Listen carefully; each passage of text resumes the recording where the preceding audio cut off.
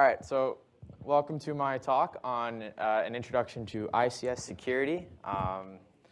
So who am I? I'm a third-year CSEC major, former CS. Recently completed a co-op this summer at a company called Xylem, and I'm working part-time with them. I'm also an RA in Ellingson, so if you got any like RIT questions, I could also help you with those. I'm from New York City, so yeah, Manhattan Best Borough. I play hockey, video games, occasional skydive, as you can see up there. Yeah, nice and fun. I competed in both IRSEC and ISTS last year, so those were a lot of fun. I really suggest the new people go do them. So it's a lot of fun, definitely learn a lot.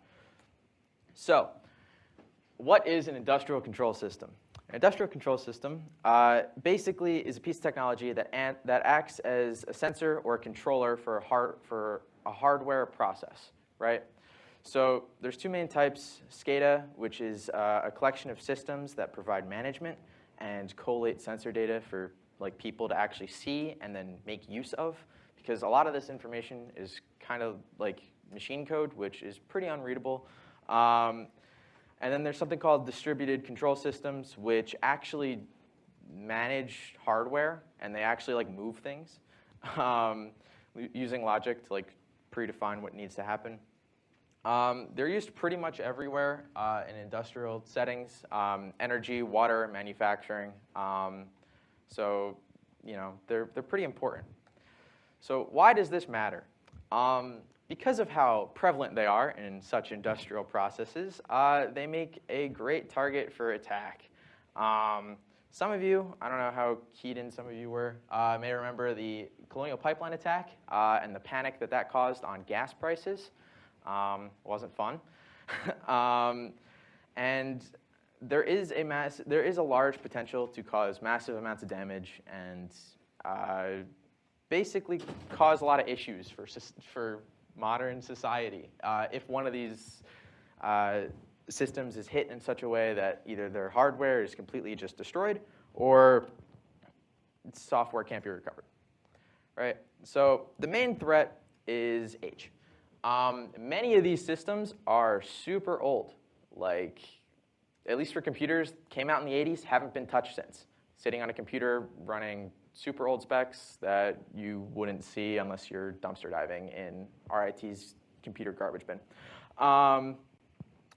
And they were designed, because of that age, they weren't designed with security in mind, right? So you'll see later a protocol that we'll take a look at. All traffic is unencrypted.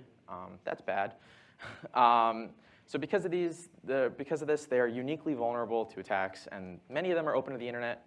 I'm not quite sure. Many of them give you the option to just plug in with a USB and then edit manually, but a lot of them are open to the internet for convenience. So this picture right here, this is public information. You could just go to Shodan and look up Modbus, and this was the number a couple days ago when I actually took the screenshot. But yeah, so Modbus is what we'll be taking a look at later, but yeah, those are the numbers. All of this is open to the internet. You know, you're going to see information on these systems on Shodan, which, as you can see, just looking at these numbers, it's a lot. It's not good. So we'll take a look at some high-profile attacks on ICS systems. One of the most famous is Stuxnet. I would say it's a pretty defining moment in the security world. It's the first known use of a worm to just physically destroy hardware. It's a highly advanced piece of malware. It used 3 0 days, which, as far as I know, I could be completely wrong, but I don't think any other malware has used that many. So that's pretty crazy. And it ran from April 2009 to June 2010. In that time, it destroyed at least 1,000 centrifuges. Now, if you don't know what those are used to enrich uranium. They're basically giant fans that spin super fast. And what Stuxnet did was both speed it up, slow it down in such a way that eventually they kind of just blew up. And so this malware, it kind of put the security world on notice that there is a huge section of technology that is both incredibly vulnerable and has been neglected security-wise, as well as the threats that both nation states pose to these systems. Because Stuxnet, while it's never been acknowledged, has been linked to both the US and Israel in the attack against Iran, or Iranian centrifuges.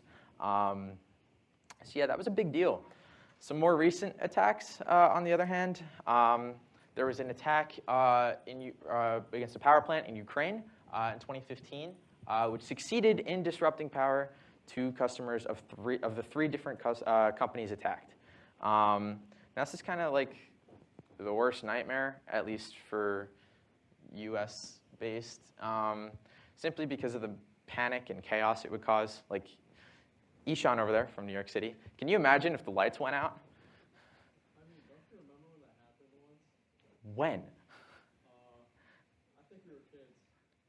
The only time that happened is in '99, and there was a lot of panic. We were born. We weren't born. We weren't born. You don't remember 2003? It was 2003? There was a power outage in 2003. Okay, maybe then I was wrong. All right, so I was wrong, but there was a giant outage in New York City in '99, and there was a lot of panic. Wasn't too great.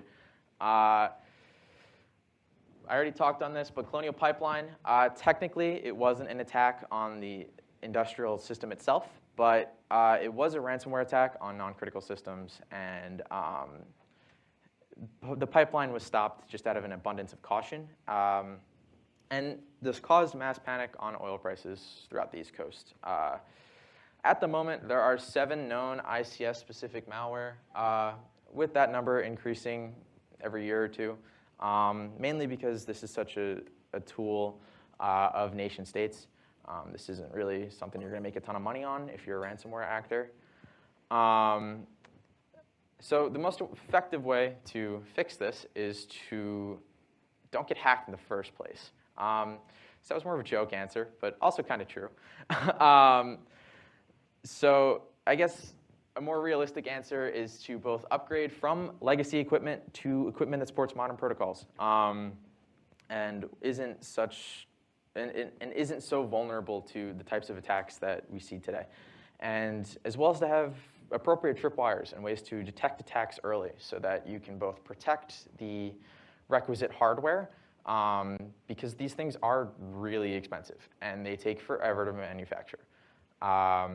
Like power plants, they need to be kind of custom ordered. The generators needed for them, they need to be custom ordered, and they take 2 to 3 months to both produce and ship over. So that's not great.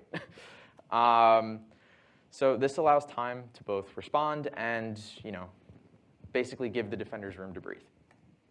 So what will we be looking at today? This is a Modbus. It's a PLC network protocol developed in 1979. So it's open source, royalty-free. Olivia will like that one. Which makes it an ideal choice for both hobbyists looking to maybe make something using this protocol, as well as companies. Which means it's one of the most deployed network protocols for ICS systems on the planet. So in its original and most current deployed form, all traffic is unencrypted. A lot of this is, it has a lot of coding involved simply because it's a network protocol. But if you know what the code is, you can kind of figure out what it's saying. However, there is a more recent secure Modbus protocol that encrypts traffic and provides security features that weren't really included in the original. Such as authentication on who's actually talking and making sure the right people are talking. There's also a master-slave protocol, so there's kind of one controller, and then every other unit that's connected to that controller is kind of just listening to commands. They're not really doing anything besides listening to commands and accepting kind of orders. So here's some of the important information to kind of get started. So a coil is the actual hardware that's being modified. So that could be a door, that could be an arm thingy. I don't know what it's called, but it's like the robot arm that moves things. Then there's a register, which is similar to an operating system register. It holds data in 16-bit chunks.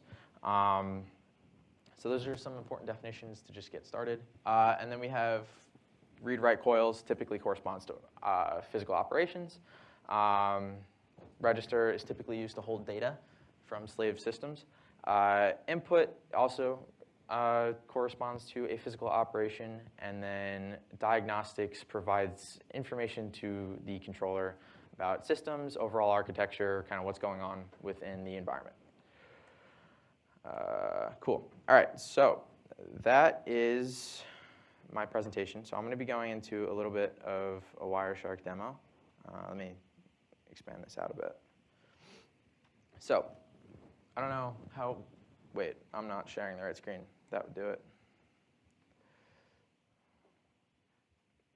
Cool. OK, everybody can see this? I know the numbers are a little small. I can't really do anything about that. So right here, we have the typical Modbus protocol, like how it communicates. So there's a query, and then there's a response from the slave system, right? So the query from the master system is report your ID to Unit 10. And Unit 10, as you can see here, is reporting what that says is wing path limited. I'm not entirely sure what that means, I'm going to be honest. But that is the name of this slave system, right? So that's kind of just a primer, but normally you would see that encrypted. So the fact that it's not is kind of yikes. Here's another good example. So we have a read coils. So this is the current operational state of, say, whether a door is locked or whether it's unlocked, right? That's just going to be an easy example. So right here, this is asking for 2 bits of information and from the query. And that response right there is, right here we can see both of those bits are false, which means they are currently not engaged in whatever physical operation. So using the door analogy, the door is unlocked, right? So another example would be holding registers and reading them. So you can see everything here is written in hex, so that register value is right here. 24 is actually 36, just uint 16. It's an unsigned number, but yeah. So here we can actually see a write to a coil. So this is a query to actually change a single coil, and we can see an acknowledgement as well as what the change was. So currently it was just saying keep it off. 0 is the code for off, 1 is the code for on, right? And here is an example of an exception. So if there is data that doesn't work, or in this case, it's actually just saying, yeah, that worked. There's nothing more we need to say. But there are exceptions of maybe it didn't like the data. Maybe the overall function was just not going to work. Incorrect network, wasn't connected. There's a lot of different ways this could go wrong.